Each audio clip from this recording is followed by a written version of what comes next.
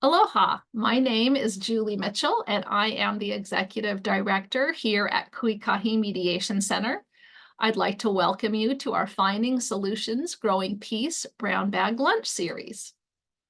Ikahi is a nonprofit community mediation center, and we serve East Hawaii. And for those of you not in the state, we are also known as the Big Island or Hawaii Island. It's the one where the volcano goes off in the news and you see the lava flowing. Ikahi Mediation Center was founded in 1983, so we are 41 years old this year. We were originally part of the Island of Hawaii at YMCA, and we became our own independent nonprofit in 2006.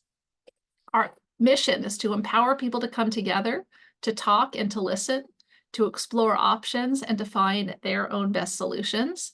And to achieve this mission, we offer mediation, facilitation, and training, like today's talk, to strengthen the ability of diverse individuals and groups to resolve interpersonal conflicts and community issues.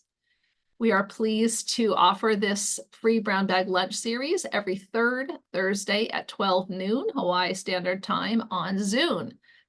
And please register on Eventbrite each time to get our Zoom link. Our next speaker on May 16th is Paula Thomas, and she will be speaking on the topic, Elevate the Conversation. Who can? You can. And I will be putting the link to register for that talk in the chat, which I notice is making everything very bright and bold. That may be a new feature as well. At the end of our talk today, I'm going to ask you to fill out a short online survey, which helps with our grant funding for this free series. And when I put the survey link in the chat, you just click into it and it'll open a new screen for you for a Google survey. And just give us your thoughts. We appreciate knowing what you thought about today's talk, and we do share them with our instructor later, and it really helps our presenters to see what you think and improve their talk if at all possible. And then probably tomorrow, I'll be sending an email that includes the slides from today, the video link for today, and also the survey link, because we have been told a few people, they just are unable to click through on the link in the chat. Now I am pleased to introduce our topic, How We Meet Matters, Resolving Disputes via Chat. And our speaker, Dr. Deborah Goldfarb, who I had the pleasure of meeting, and I believe seeing a presentation by her, if I'm not mistaken, at the Spring 2023 ABA, or American Bar Association, Dispute Resolution Conference, which was in Vegas. So Deborah holds a JD and a PhD. She's a legal psychology professor at Florida International University, so she's 6 hours ahead of us right now. Her JD is from the University of Michigan Law School, and her PhD is in developmental psychology from the University of California, Davis. Deborah practiced for a number of years as an attorney, including as a law clerk in the federal courts, and also is a certified mediator in Florida. She studies a number of topics at the intersection of law and developmental psychology. How intriguing is that? So please help me give a warm Zoom welcome to Deborah Goldfarb. Well, thank you all. It's so lovely to be here and for you guys to take your lunch. Hopefully everyone can hear me okay? Yeah? Okay, perfect. So let me share my screen and talk you guys through a little bit about this work. So I'm going to actually share with you guys today a little bit of research, and let me move something. Share with you guys today a little bit of research that we have been doing. And some of this work comes out of an idea that we've been having, both myself and some of my colleagues who I'll introduce you to in a second, about, well, how does it matter how people communicate and how they meet? And do they have preferences about that? And so, as was mentioned, I'm a legal psychology professor at FIU here in Miami, Florida. And normally, you know, I have the pleasure of having the nicest weather, but you guys all beat me clearly, for those of you who are in Hawaii today. So you win on that front. As was mentioned, I'm a legal psychologist, which you may not have heard of before, But, all that really means is that I'm a research-based professor and that I think about how psychology influences the legal system and what it tells us about legal issues and how we resolve disputes. And as I mentioned, this work that I'm going to talk about today, sorry, give me a second. The work that I'm going to talk about today, I do in partnership with my colleagues, Dr. Andrea Wolfs, one of my former graduate students, who's now a professor at Chapman, and Dr. Donna Schatzowski, who's an incredible professor at UC Davis School of Law, whose research you should also read if you're interested in mediation. And so we worked on this project together and thinking about the ways people communicate. And today we're actually going to use a different way to communicate, a different sort of tool. And so I know you guys have probably enough apps in your life, but we're going to try something different. And we're going to use something called Kahoot. I'm not sure how many of you have used Kahoot before for anything, but if you haven't, it's actually sort of fun. So what you will do is you can use Kahoot on an app, you can use Kahoot on the web, and I'm going to show you how we will do this. Can you all see this now where it says Kahoot? Okay, so you can either go to kahoot.it, and I think Julie's going to drop in the chat, or she just did drop in the chat, the link to the website, or you can scan this QR code, and that's going to take you to the Kahoot website. And once you're there, it's going to ask you for a pin, and this is the game pin that you're going to enter. And what Kahoot will let you do is we're going to play a game along. You guys can learn to use this for trivia night or any sorts of games you want to do on your own, but it'll give you a chance to poll and give me feedback and give me ideas and give me suggestions on what you're thinking. So I'm going to give everyone a little bit to get in the game. I see you guys are getting in there. You can put your real name, you can put your fake name, and you can pick, as you can see, your avatar. I am enjoying, some of these ones are new to me. I am here for this. The penguin is new to me with the pacifier. And so keep joining, and I'll give everyone a couple of minutes. We use this a lot with both our undergraduate and our graduate students. And you'll see it gives them a chance. It's a competitive game where you can get points. I will use fake points today because there's no right or wrong answers, but it gives you guys all a chance to see it. So I'm going to give everyone a minute or two.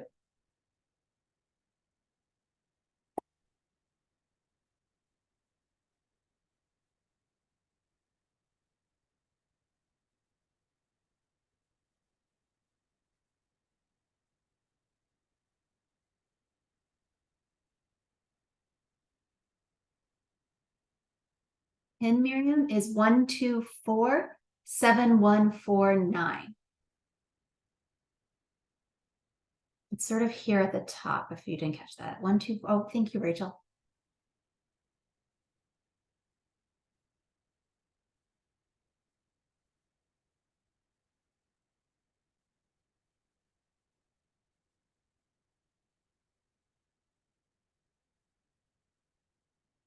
Okay. All right. So now it looks like quite a few of you are in, which is great. And these are all your lovely avatars, as you can see. And so we're going to actually start the game. And when I start the game, what will happen is the game will pop up on your app or your laptop, wherever you are located, and it'll give you the first question that we're going to ask. And what you'll see at the bottom are the answers. And the answers will be color-coded and also shape-coded. And you will hit the button that corresponds with your answer. So let's go try the first one. So, for instance, here it goes. Here's the game is starting. This is our communication presentation. Okay, so for this quiz, how many of you guys have heard of online dispute resolution? And would you say, when answering that question, would you say, yes, I have heard of it before and I feel confident what it means? I think I have heard of it and I have some sense of it. Or the yellow one, I think I have, but don't really know what it means. Or the green one, I have no clue what it means.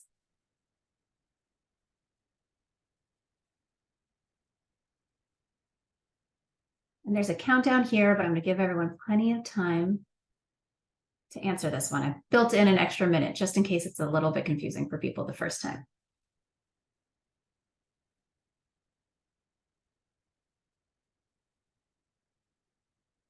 So it looks like some people, we have about 20 people. I know there's a couple more people that are signed up to answer. So you'll hit that red button with the triangle if your answer is, yes, I've heard of online dispute resolution and I'm super confident about what it means. Or you'll hit the blue one and with the diamond if it's, I think I have heard of it and I have some sense of what it means. or you'll hit that yellow circle if you say, I think I have, but I don't really know what it means. Or green, I have no clue what it means. And just so you know, I picked a fake right answer so that people can get points. And so you can see how this competition would work if you were to do this in person, but there's no right answer to this, right? Everyone may or may not have heard of it.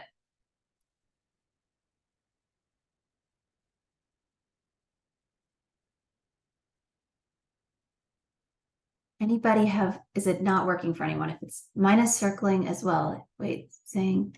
Yeah, it is circling and saying done in a flash, but it's circling, circling, circling. Yes. And so if it's saying done in a flash, it's because it's impressed that you guys have finished so quickly. And that's a good thing. I gave it lots of time in case people would have this. So in the next 60 seconds, if anybody else wants to get theirs in there, and their answer, and then I'll share what people think here in a second.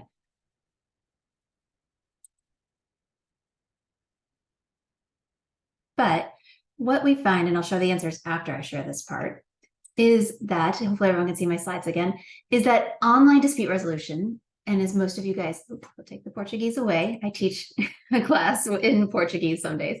So how do we resolve disputes, right? And online dispute resolution is a new format for ADR, for alternative dispute resolution. So for those of you who hadn't heard of it before, it's fairly new. It's gaining some traction slowly but surely. And ODR, online dispute resolution, comes in a lot of different formats. It can come in a video format, synchronous, like Zoom. This is a good synchronous online dispute resolution format. You and I can talk. We can talk in real time. You can see my face. I can see your face, right? We can sort of judge the room and get a sense of it. So it's happening in real time, live. Other formats, right? Or you can actually do chat or text online dispute resolution, where you can have a conversation with someone sort of asynchronously, not in real time. So I could chat you something and tell you, hey, this is what I'm thinking about the fact that, you broke my fence or something else happened in our lives. And then you can chat back, right? There are benefits and there are pros and cons to both. Most people, right, are generally unfamiliar with ADR, alternative dispute resolution in general, right? They're unfamiliar with this idea that you can resolve things in the legal system and otherwise via mediation or negotiation or arbitration. My students are always shocked to hear that most cases take it away from it. And they know that, they think everything's in trial. And so they're always shocked to know that trial is not the only answer. And so we were curious, maybe people do not know about or do not understand online dispute resolution.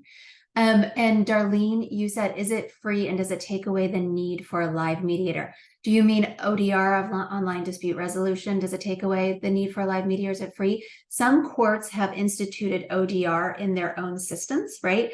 And this is an alternative for the court system to do it. And so if you sign up, often like small claims court and other forums, they will offer you the chance to engage in this ODR as an option to resolve your dispute. A handful of courts were trying it as mandatory. That's a little bit less common. It's free to the litigants generally, but not to the courts, right? The courts are paying for it the way they do all platforms and software. And whether it takes away the need for a live mediator really varies and depends on how the courts have instituted and what the courts have traditionally done, right? Some of these are claims and cases where a live mediator may not have been involved before at all. And this is another way to try to resolve it. And in some cases, you could do it with a live mediator. Like everything with the legal system, it really depends. I think the answer is it varies so much. And that's part of why it's probably hard for people to know the answer about, do you know about this? And have you heard about ODR? Because it's so varied. Does that answer your question, Darlene? Yeah, just a follow-up. So you have to go through the courts in order to get it. There are other platforms not through the courts where online dispute resolution would be possible, right? I mean, we do online dispute resolution. We did online dispute resolution in 2020 all the time, right? It was the dispute resolution. We only did it online. It was just for the court system. Really, traditionally, it wasn't as common, and they didn't always have their own platforms, right? Because often it was the individual mediators that would.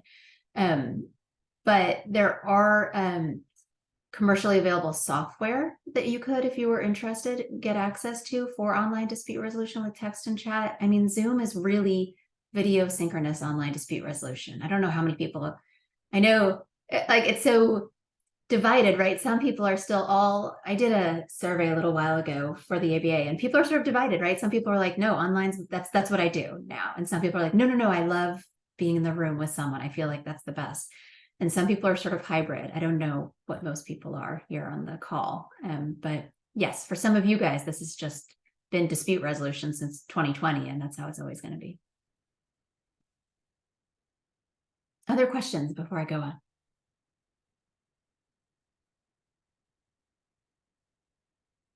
Oh, is there an AI aspect? You know, there just was a really great talk on that. And there is some really cool research about AI being involved in dispute resolution.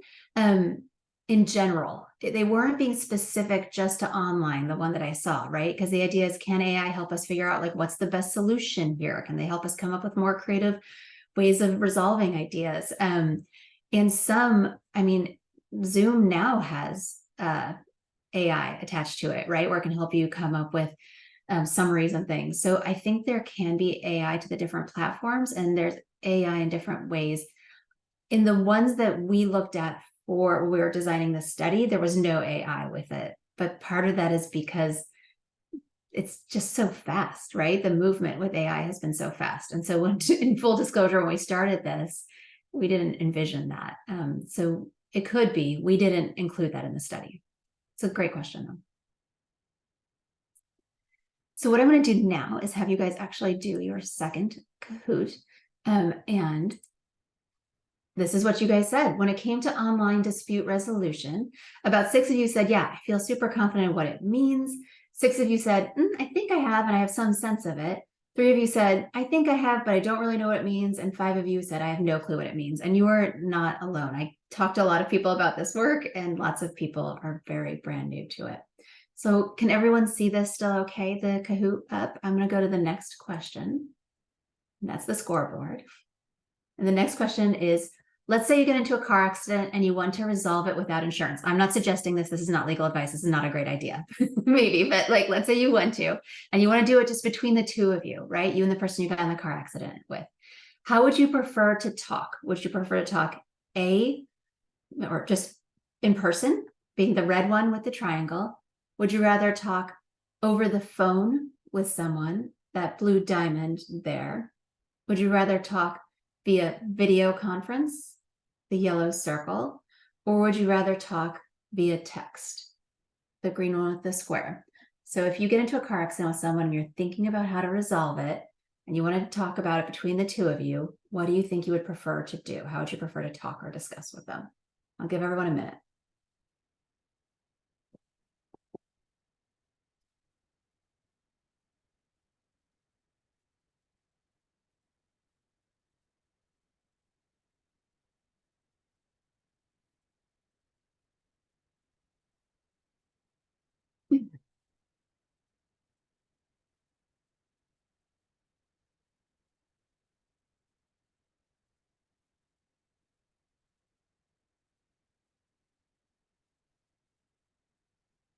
I see a few more answers rolling in. I know, sorry, Darlene, email wasn't a choice, but amongst these ones.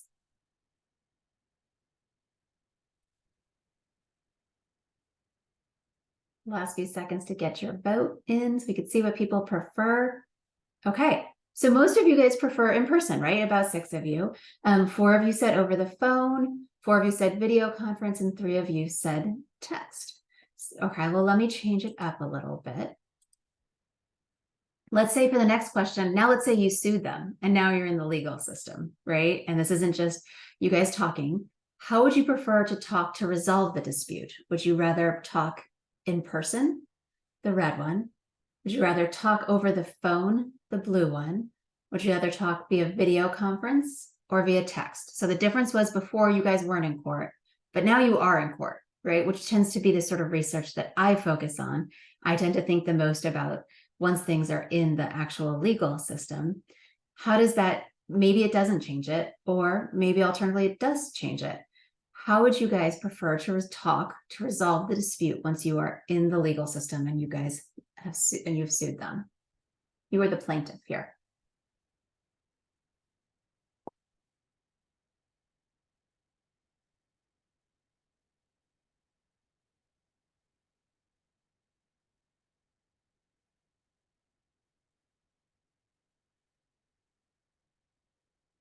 like 30 more seconds to put in those last answers. Would you rather talk in person, over the phone, via video conference, or via text?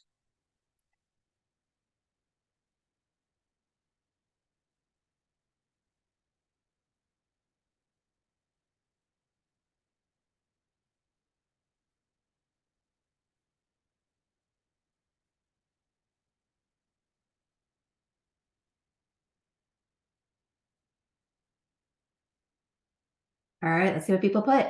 Well, text is winning now a little bit more, right? So in person and text are sort of tied. Some people wanted to talk over the phone, only 2 of you, and 3 of you in person. So for the next question, what I'm going to have you guys do actually is in the chat here in the Zoom, I want you guys to type out, if you would, what are some of the reasons that you might prefer one method for resolving the dispute versus another one, right? So if you said via phone, what was your reason for phone? Or if you said in person, what was your reason for saying in person?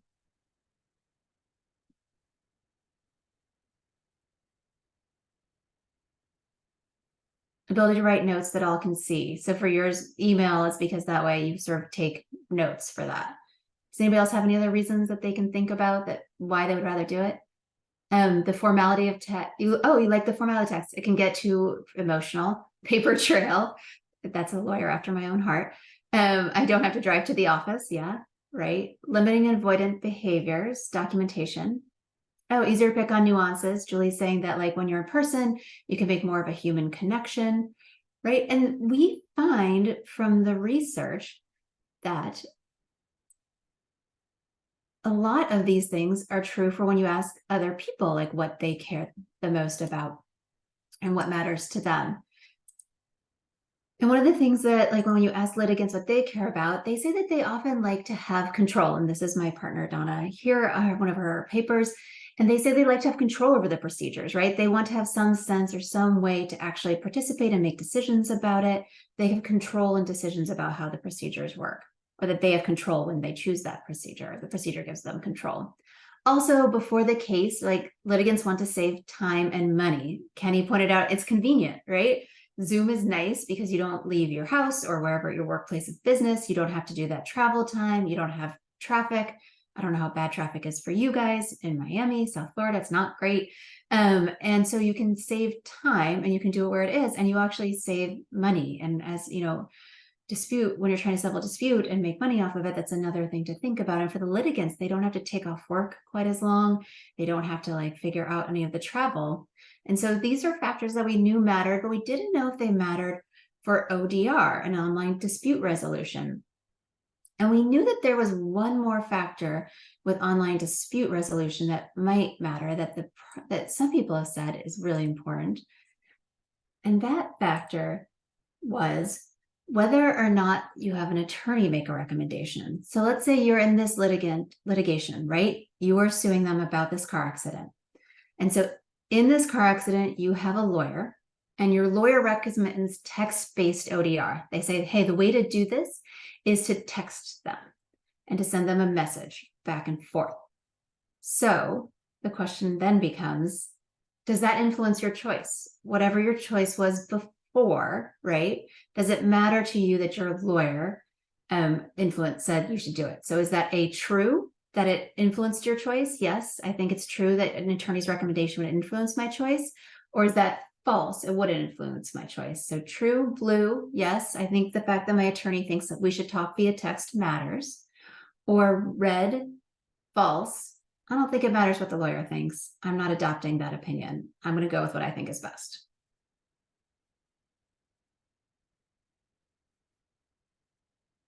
Give everyone a little bit more time to enter it in. So yes, I think I'm going to be influenced by my attorney is the blue, or no, I don't think I'd be influenced by my attorney is the red.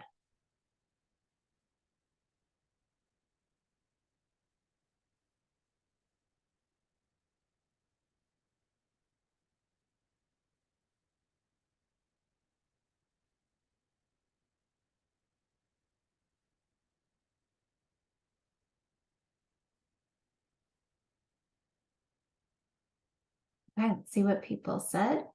Most of you said, 11 said true, I'll be influenced if I say to do text-based, and the other 5 said no, I would not be influenced to do that. And the research generally shows, right, what you guys said, is that attorneys' encouragement is the most frequently cited reason for accepting a dispute resolution procedure. Dr. Shostelki has found that about 20.2% of a sample, when you ask them, said, like, yeah, that's like what my attorney tells me to do. That's going to influence what procedure, if I'm going to mediate, if I'm going to negotiate, or how I'm going to resolve it. And litigants know that their attorneys will play a role, and they say that ahead of time in the case, like, this matters to me. I think I'm going to go by what my lawyer says. But we didn't know if it mattered that the lawyer told you to do it when what the lawyer tells you to do is, well, we should meet online versus text. Like, maybe you care what the lawyers think when it comes to something legal or sort of something more, but maybe you don't care because you're so familiar with text and video. And so what we did is we decided we'd run a study on this.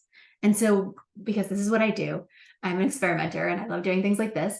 And so we had participants come via an online study, because when you do online dispute resolution research, it has to be an online study.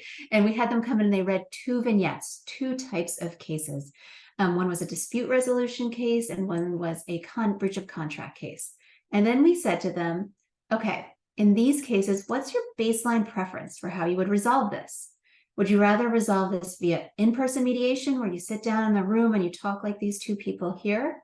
Would you rather resolve it via online synchronous mediation, via video, talking back and forth at the same time?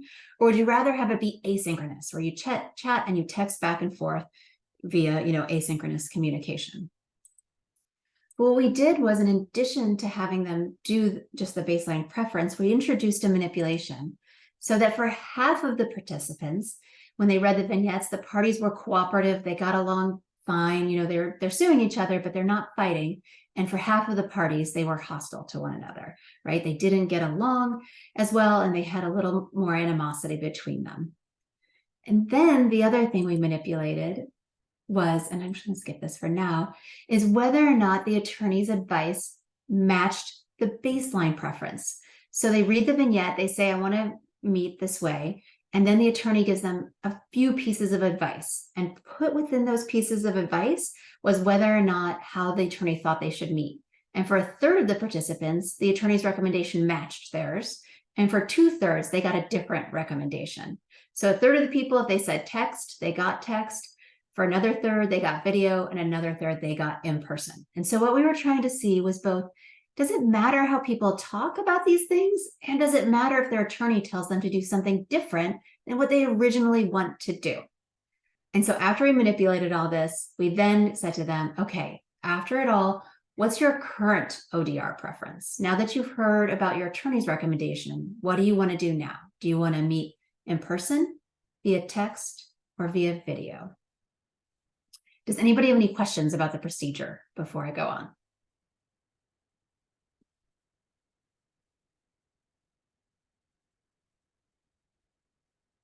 Okay, perfect. So we then brought these participants online to our study, and we got 247 of them. On average, they were 38 years old, but they ranged between 18 and 78. And as a developmentalist, I really like to see that range across the years.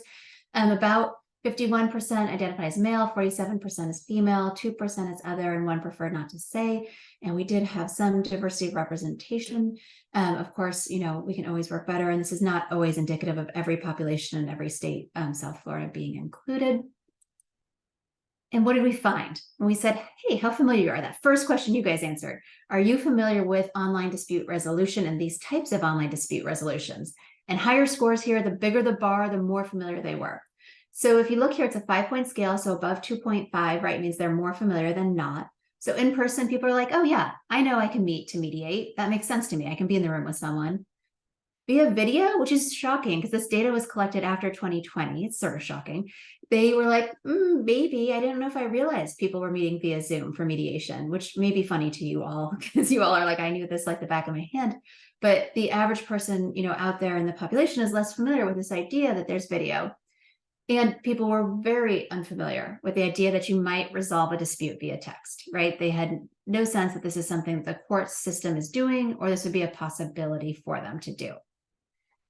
And then we asked them, in addition to how familiar you are with it, how attractive this is, how much do you like this idea? And again, bigger bars means more attractive. And what's interesting here is that, they viewed in-person and video fairly similarly, right? In-person had the highest ratings, but they're fairly similar here. And even though they were less familiar with video. And so even though they weren't sure that they could do it via Zoom, they were okay with the attractiveness. And these are pretty high ratings, 6-point scale. So above 3 is more than not. But text, they're not sure. They're not sure that they love it, right? They're not familiar with it. And they're just a little meh about going about using text as a way to resolve disputes. And so people don't seem to be buying onto that as a great option that they might want when it comes to dispute resolution. And then after we gave them the attorney's recommendation, and I'll talk you through these bars, it might be a lot, we said, okay, well, what does it matter if the attorney made the recommendation? And here you'll see there's 3 sets of bars. This is the in-person one. This one in the middle is the video, and this is the text-based. So on the left, the attorney recommends it's in-person. In the middle, the attorney recommends it's video. And on the right, the attorney says, hey, resolve this via text.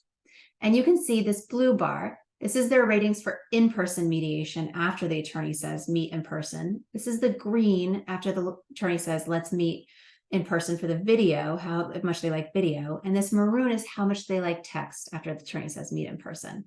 And so what's interesting here is that the attorney says let's meet via video, via in person. They love in person. It's the highest rated one, right? No matter what, case 1 and case 2.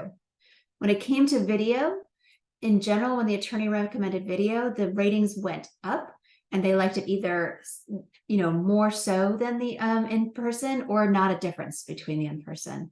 But text, when the attorney recommends meeting via text, people aren't loving it and it's not passing the other ones, right? These are not significantly different from each other. What does that mean? Attorney recommendation matters, but even when the attorney recommends text-based, it doesn't surpass that vote, right? They're not willing to absolutely adopt it, even if the attorney thinks that's the best choice for them. And so this was really interesting to us because, attorneys usually play a big role, but it seems like the hesitancy for text-based mediation flows over and they're not as willing to adopt text when it came to the lawyers saying you should do a text-based mediation. The other thing that might be surprising is that party hostility did not impact the choice of ODR options, right? So if we told them they were hostile, they weren't more likely to meet video or text. There's some nuance that we go into the paper, but in general, it doesn't have as big a role as you might expect ahead of time. It may be because of the cases we did. We had one where it was a disparagement case. It was a fight between 2 parties and one that was a breach of contract. So it may be that it matters more in something like a family court case or something we didn't test here. So the conclusions from what we did in this study is that, people don't love text-based mediation. So if you haven't heard of it and you're not using it, you're not alone. People aren't general fans of this. There's lots of reasons. You guys talked about some of it, why people would maybe not like text-based. There's no body language, right? You mentioned, but there are benefits. And so one of the things we want to study is, well, is it the lack of body language, right? Because we know that individuals say they better understand and trust the other party when they've met face-to-face versus online.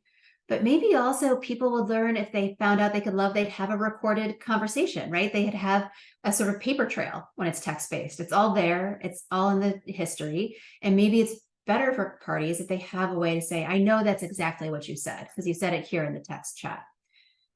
It could be it's also why people don't love it. Maybe they don't want a recorded text-based paper trail of everything that they've said as they're having a dispute.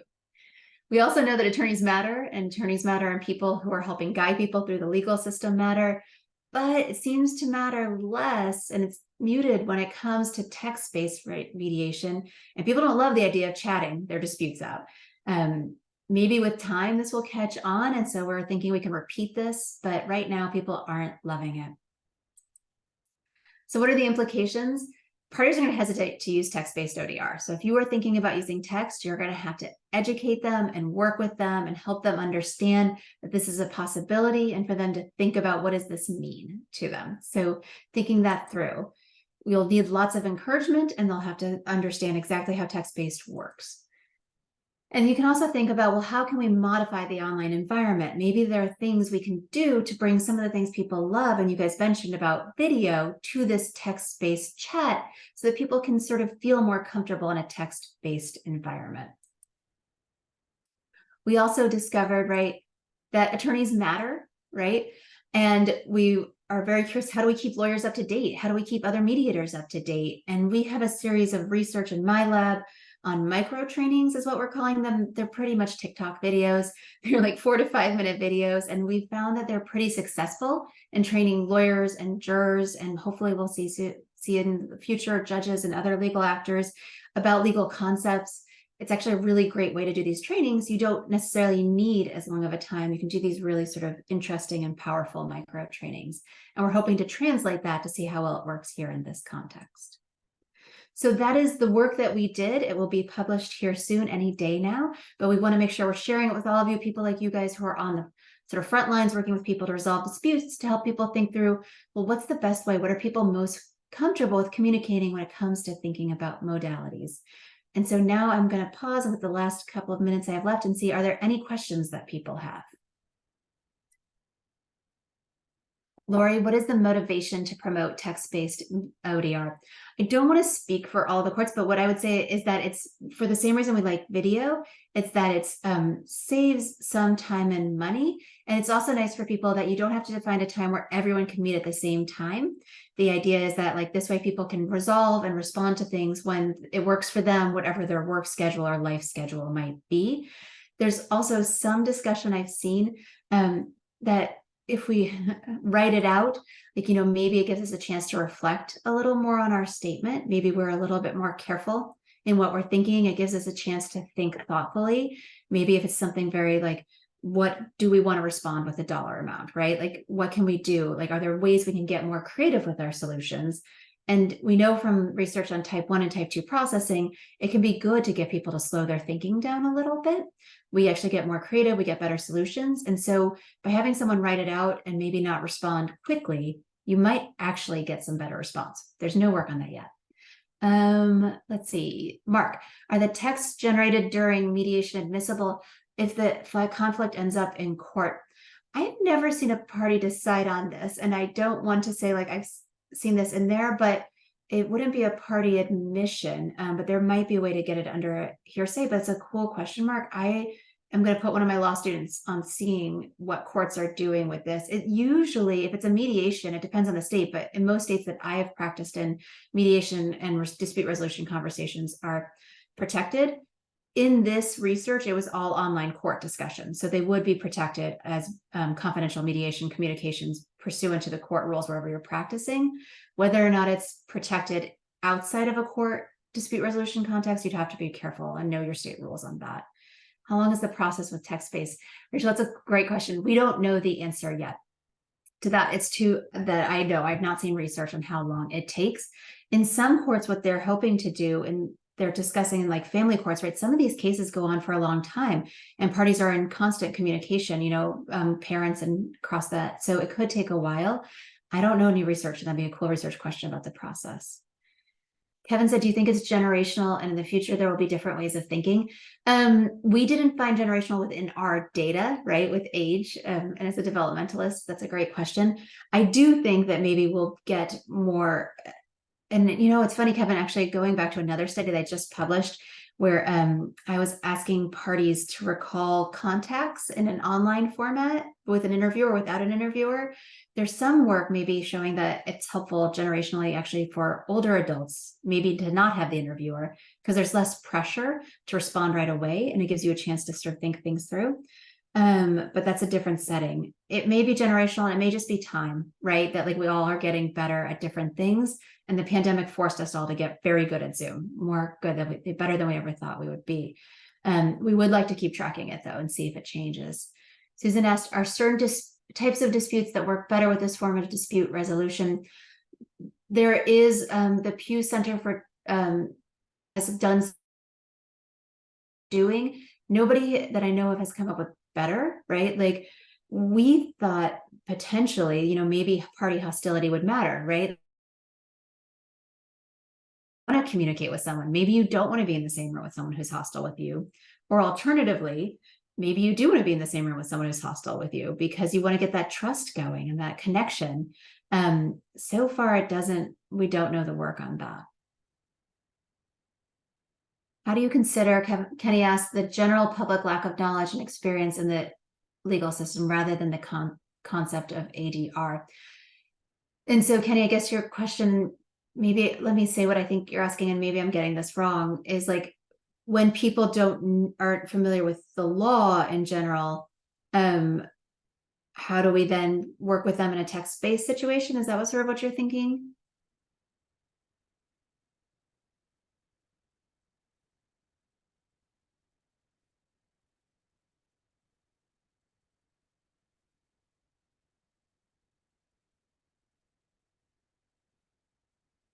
Give me a second to put in the chat, or if you want to unmute, Kenny, about what you're thinking about the general public lack of knowledge. I was thinking along the lines of most people, when they're seeing a lawyer, it may be the first time in their lives, they don't really understand the legal system. Rather than ADR being an alternative to the formal legal system. It's just a small piece of the legal system. So that I think, especially the people that we deal with in mediations are not familiar at all with the legal system and what the alternatives are. And a lot of time is spent explaining to them what ADR is and the benefits of it versus going through the formal legal system. Yeah, I hear your question and your statement in so many ways. Like, we still haven't even taught them how to taught people about ADR, right? Like, that they don't know about that. And so now we're adding another layer to educate them on top of that, right? Because first you have to be like, okay, we're going to do mediation, and everyone has to know what mediation is, because the public, you're right. The research that I cited here, that other scholars have found, is people are still not familiar with it, even though, almost all of the legal cases are resolved that way, like anywhere between 92 and 97%. And so it could be that, right? Like they're not willing. That's one leap people have to take, right? You have to be comfortable enough to be in mediation. And then maybe you're not willing to take that next leap. That's like, okay, and then I'm also comfortable if doing this via text versus in person is more what we think of when it comes to the court system. We didn't ask that question in the data. We sort of used familiarity, and familiarity tended to track on when it came to it, like with text, like they were unfamiliar with that at such a low level, and that sort of like tracked on to that. But it is a great question. We could try in the next study training them. We gave them a short video on the different like mediation options. And it would be very cool to we didn't manipulate it though. Everyone got trained. And so it'd be really interesting to think about, if we train some people on ADR and some people not, does that influence how comfortable they are with different mechanisms? I like that a lot. Rachel, would your short videos be helpful to the public as a teaching tool? Yeah, we're hoping. This one we haven't tested for efficacy. We created here, this one is descriptions. And the short videos that we've done in the past, we've done short videos on forensic evidence and forensic testimony. And if you want to look it up online, it's actually, I've done pieces on it. I can send it out tomorrow. And we found that those are really helpful to jurors in getting good at understanding forensic evidence. And so I think it would be very cool, future us, to see, do these short videos, are they helpful to put out there to the public to answer Kenny's question, right? Can we get better at making them comfortable with the legal concepts or the legal ideas, and then moving forward with it? So that is something that we have. I know. Yeah, I hope so too. And then, then I'd have to get a TikTok channel and then, help us all. But I think there could be a lot of benefit in getting the general public aware with these things. And that's probably a future study for us. And I'll share through Julie the other work that we're doing on these, what I'm calling micro trainings, so you can see what those look like. These are great questions. Other questions?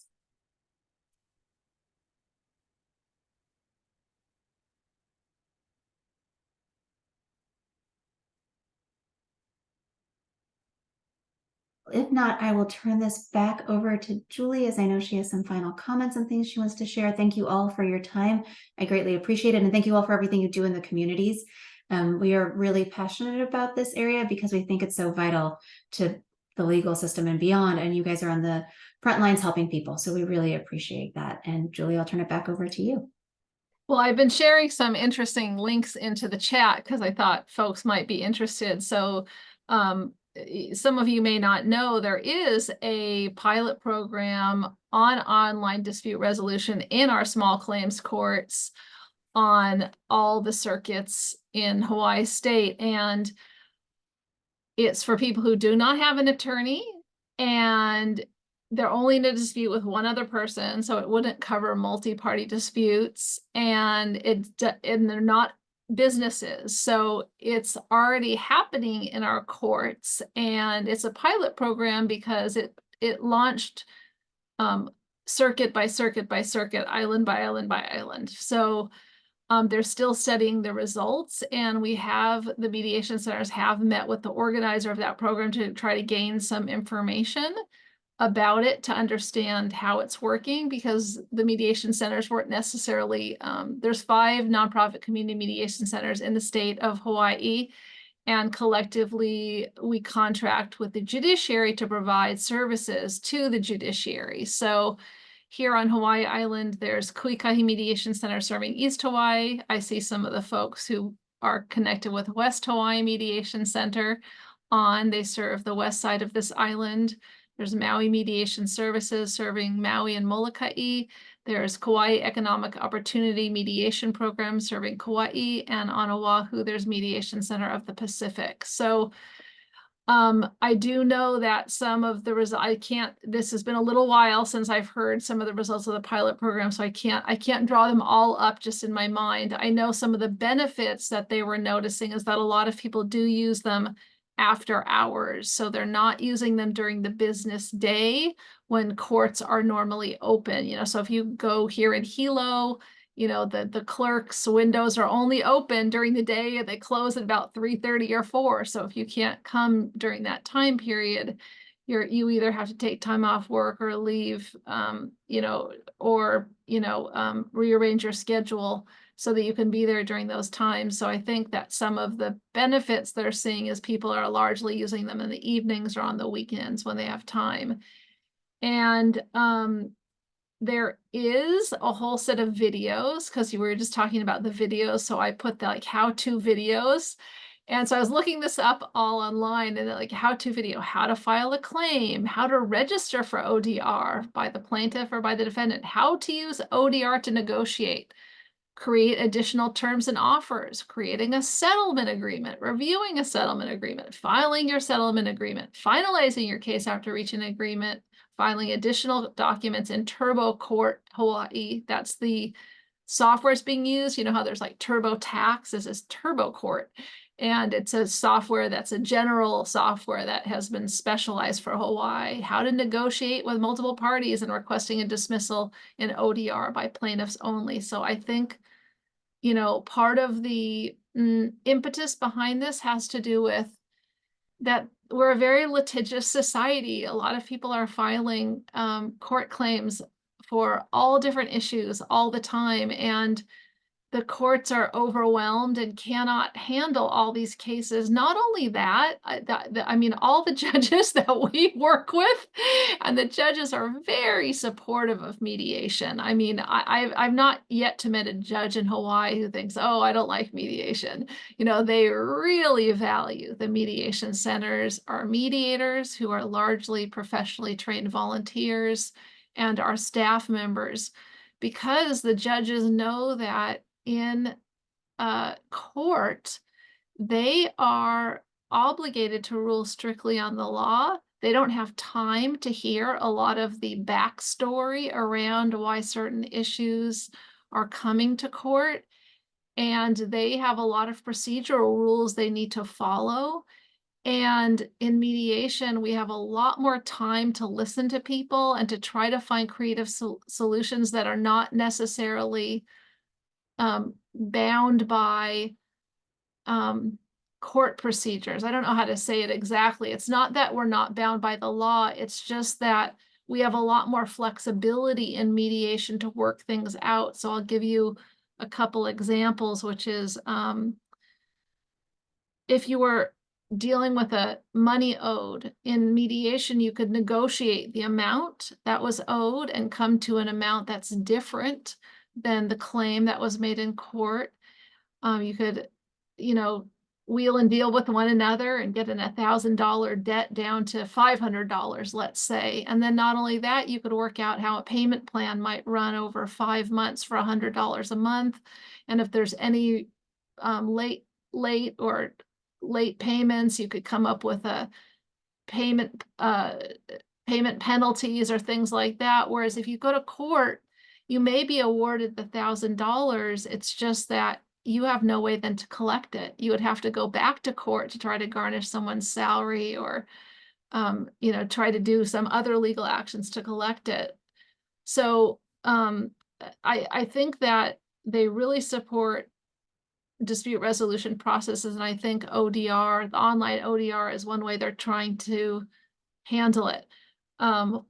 I'll be interested to hear more of their research. Just as Deborah has presented research, they have findings and they have to report their findings to the Access to Justice Commission and to the Supreme Court. So I'll be interested to find out a little bit more of that coming up here.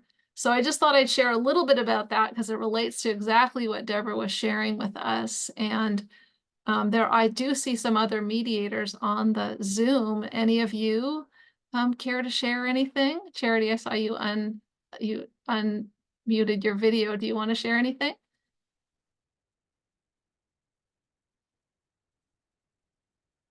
No. Linda, I know you're a mediator. Anything you want to share? No? Okay. All the shy people who help people in the background, they don't want to say anything. Anyways, it is something that is being talked about at a lot of conferences in the world of dispute resolution.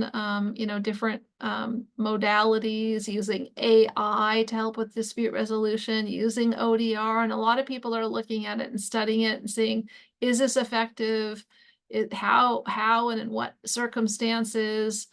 I know in Oahu, one mediator, Giuseppe Leone, he is doing some trainings on how could you use AI to help you practice as a mediator. There's people who related to mediate.com who are connected with eBay and how they created a very vigorous online dispute resolution process through eBay and how that worked. And so I think a lot of people are trying to think, how do we utilize these techniques and technologies as the world gets more complex and there's more people and more need for dispute resolution.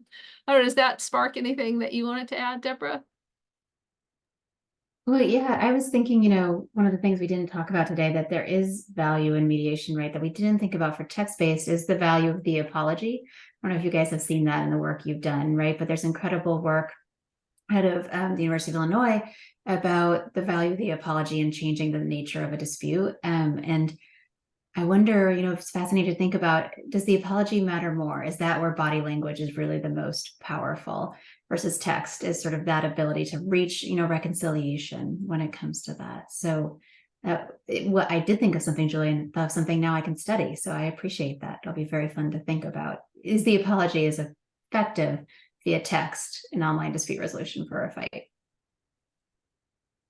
Does anyone else have any questions or comments? We do have 3 minutes left if anyone else is inspired to share or to ask something. I do see Linda now raising her hand. Well, I had to think for a moment, I needed that lapse of time. I just find over the years that so many people are so unfamiliar and uneducated about the court system that your comment about if you're awarded the money that's owed to you, they don't realize that in order to try to collect, it's not an automatic guarantee you're going to get it. And so it seems like part of our role is educating people what happens if, and what will you do if this doesn't happen. So I just wanted to share that because I just see so many people who are just clueless when they're standing in court the first day. Thanks for sharing that, Linda. Mm-hmm.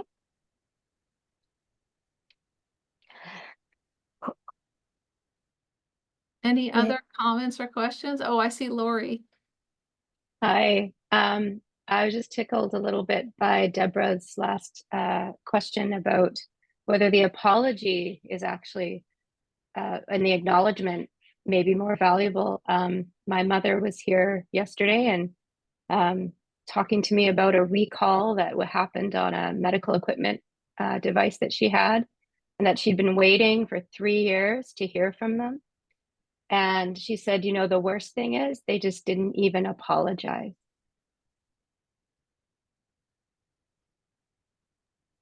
My undergrads, you know, and this still have the sense that an apology will always be held against you in court. Now, that's true for some states, right? Still, but like some states would have the apology exception. I don't know the law in Hawaii. I apologize. So, see, look, there I go. But I think that that's another area that'd be so fascinating to like really train people on, help them think, right? Because it's true, an apology matters. Just saying it, there's a lot of value and power. Well, I would like to thank all of you folks for coming today. I would like to ask you to please take a few minutes to fill out a short online survey, which I have put in the chat. It does help us with our grant funding for this series, and it also does inform us about what you'd like to see next, and it helps our instructors hone their presentation skills. We're always interested in people who may want to speak. So if you have some ideas for us, if you would like to give a talk, please let us know. If you know somebody who would be great to give a talk, please let us know. We have to look for 12 speakers a year.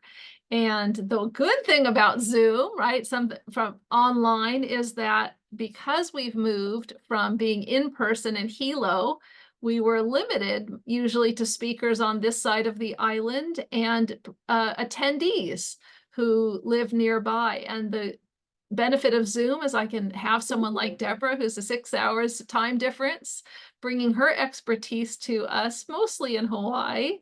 And we have people attending from all over the place now. So I really like this format for bringing people together and bringing more knowledge and expertise to Hawaii. Yeah, someone's saying they're in DC, so that's excellent.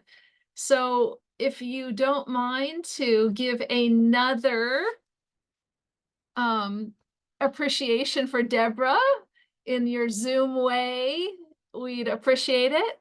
And we will be sending you an email with the slides, the video link, and the survey link. Once again, for our next month's speaker, it's going to be Paula Thomas. We've had her before, but not for a while. And she's going to be speaking on how to elevate the conversation. So I hope you will join us for that and our other upcoming trainings. And please have a wonderful day, and we will see you next time. Aloha. Thank you all.